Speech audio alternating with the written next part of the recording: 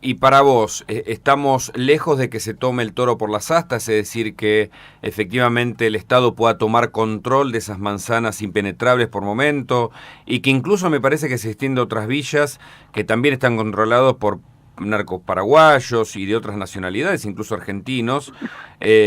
¿Vos crees que se está haciendo un trabajo para avanzar en eso o la versión oficial es absolutamente engañosa?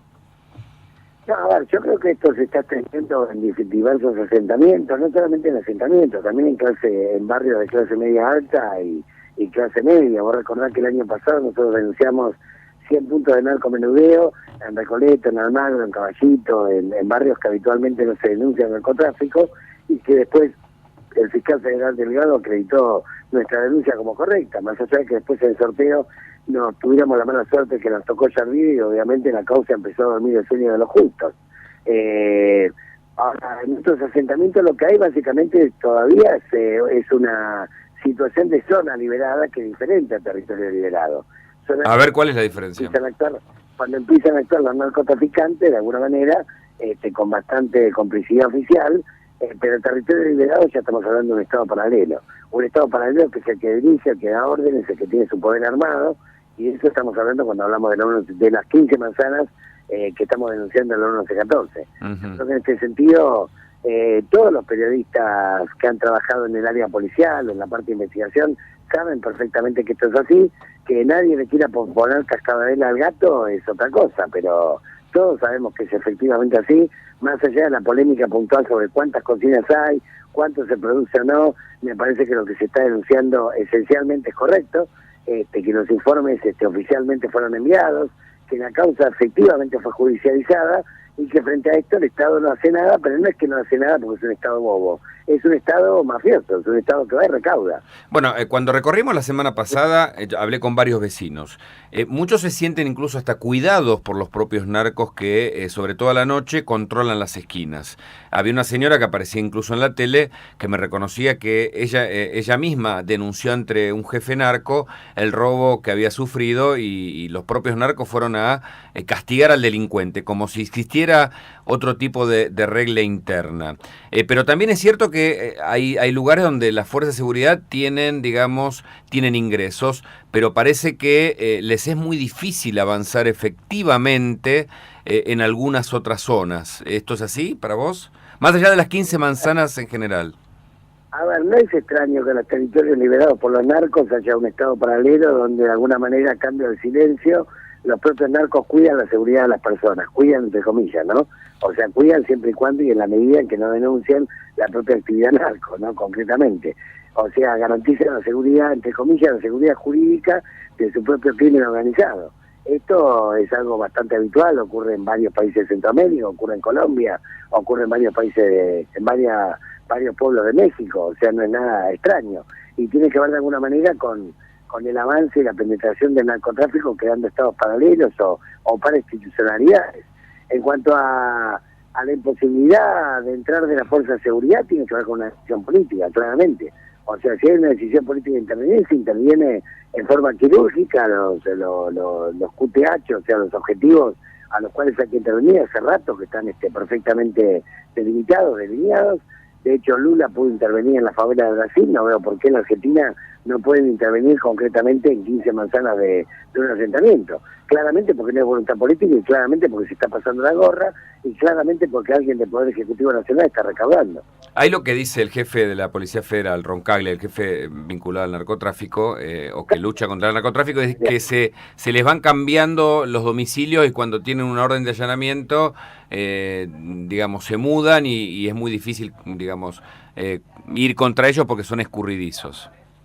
Está bien, mira, a ver, en cualquier país del mundo donde Naciones Unidas te saca un informe donde dice que en Argentina es el primer consumidor latinoamericano de cocaína y el tercer exportador mundial, y te lo va repitiendo desde 2012, ¿sí? Como una especie de estadística contundente, me parece que hasta todo el partido Roncaglia no tiene autoridad para hablar.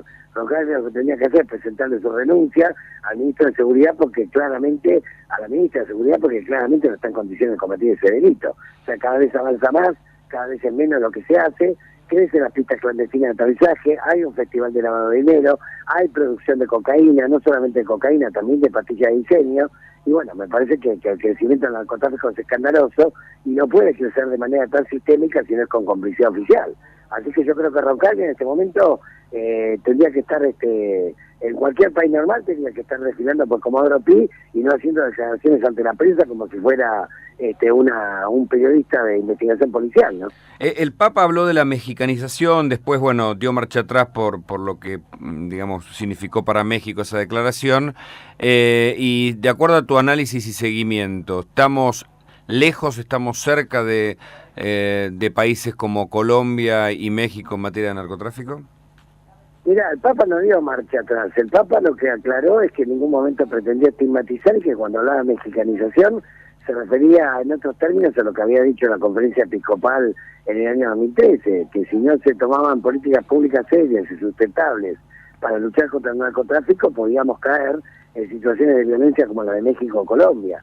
Y si uno recuerda cómo estaba México 10 años atrás, cuando en México se debatía evitar la colombianización, bueno, claramente tenemos los síntomas, ¿no? O sea, tenemos en este momento una facilidad extraordinaria para el lavado de dinero, fronteras totalmente porosas, falta de radarización, una multiplicación de miles de pistas clandestinas de aterrizaje, cocinas que hay en centros urbanos, no solamente de cocaína, sino también de pastillas de diseño, importación masiva de precursores químicos como la efedrina para abastecer a carteles importantes internacionales. Recordar que hay 5 procesados del Poder Ejecutivo por tráfico de efedrina para abastecer carteles narcos. Entre ellos está el ex titular de la Cedronar, el señor Granero, y los hermanos Zacarías, que tenían inclusive uno, tenía un cargo importante en el área de protocolo de presidencia de la Nación. Es decir, estamos hablando de temas bastante complejos, ¿no? Que cada vez se profundizan más año tras año, que no se ven resultados sustanciales, salvo alguna estadística, digamos, donde agarran de vez en cuando algún perfil. Por eso te digo que la verdad que gente como Roncaglia y compañía en este momento tendrían que estar decidiendo por Comodoro Pi, más que dando declaraciones graciosas respecto a cuánto avanzado no en el narcotráfico, cuando es evidente que las estadísticas internacionales de Naciones Unidas son contundentes al respecto. Inclusive este año Naciones Unidas le agregó un dato, por ejemplo, de que los estudiantes secundarios de Argentina son los principales consumidores de pastillas de diseño en toda Latinoamérica. O sea, estamos realmente en una situación grave que si no la paramos a tiempo vamos a empezar a entrar en una espiral de violencia del cual después va a ser muy difícil salir. Cuando Francisco se refiere a estos peligros, no se refiere solamente a la situación de Bajo Flores, sino a lo que está ocurriendo en Rosario, lo que está ocurriendo en San Martín, lo que está ocurriendo en Córdoba, y en tantos pueblos y provincias en donde lamentablemente ha crecido la inseguridad como consecuencia directa o indirecta, digamos, de la penetración y el crecimiento del narcotráfico, ¿no? ¿Llevas la cuenta de cuántas denuncias hiciste hasta acá y a su vez del resultado concreto en términos judiciales? De resultados concretos en términos judiciales, en las que tienen que ver con trabajo esclavo, en las que tienen que ver con trata sexual, ha habido varios resultados. De hecho, hay muchos prostíbulos célebres que han sido cerrados, ¿no? Por empezar, los prostíbulos que están en propiedad de Zaffaroni, Madajo, Black, la Casita Azul, bueno, muchos. Ha habido juicios orales, digamos, donde ha habido procesados, ha habido condenados, hay gente que está detenida.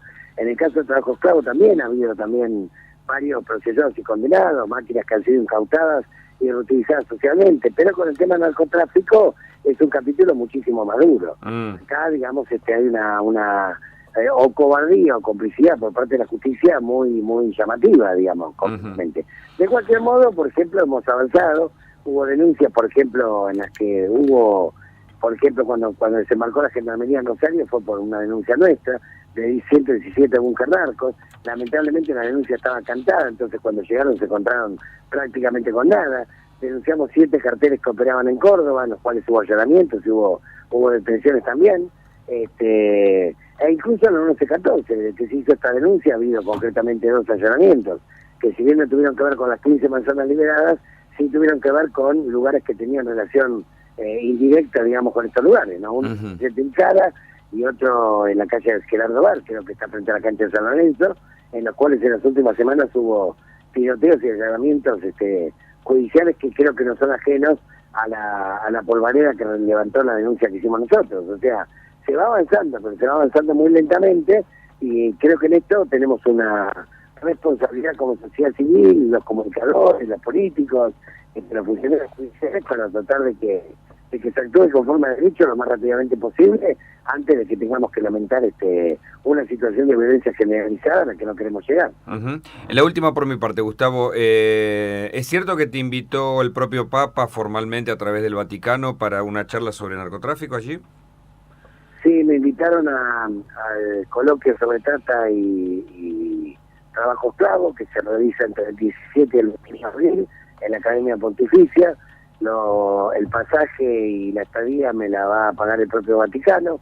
La invitación llegó a través del director de la Academia Pontificia, Marcelo Sánchez Orlando, y después en una carta personal Francisco me comentó que estaba al tanto y que estaba muy contento de esta invitación y que bueno, que esperaba que aportáramos bastante sobre el tema trata y narcotráfico en la Argentina y en otros lugares del mundo, ¿no?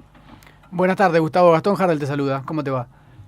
Hola, buenas tardes. Bien, bien. Gustavo, ayer mientras poníamos el informe y hablábamos del tema al aire de la cornisa, uno iba revisando Twitter y la pregunta que se hacía a la gente todo el tiempo es ¿cómo entra esta gente? ¿Cómo entran los supuestos narcos que vienen de otros países al país? Y, o sea, la pregunta mía sería ¿cómo entran? Y si es tan fácil ingresar la pasta base de cocaína para después producir la cocaína acá en la Argentina. A ver, entran porque es un estado mafioso, concretamente, un estado que está infectado de mafiosidad.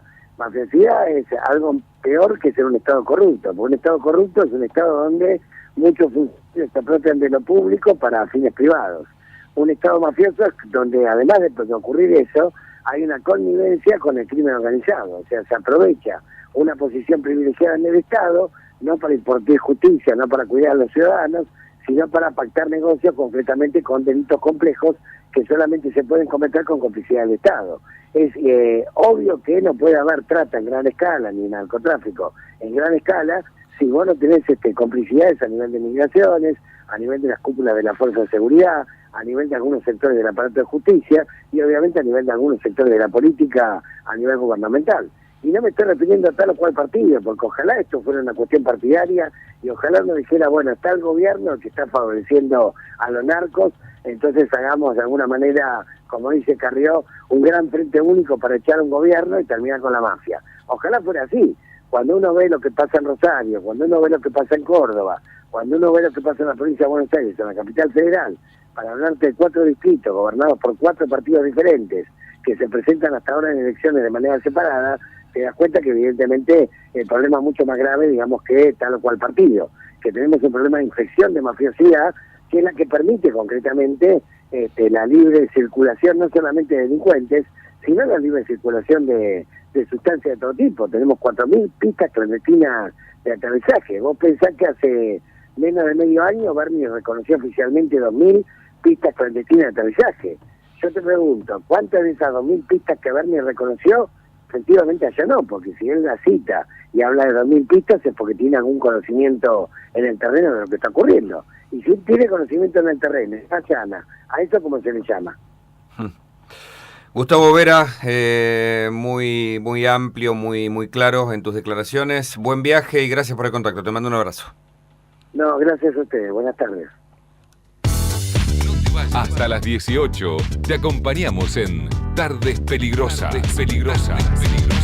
Quédate ahí, que ya volvemos. Desde Buenos Aires y para vos.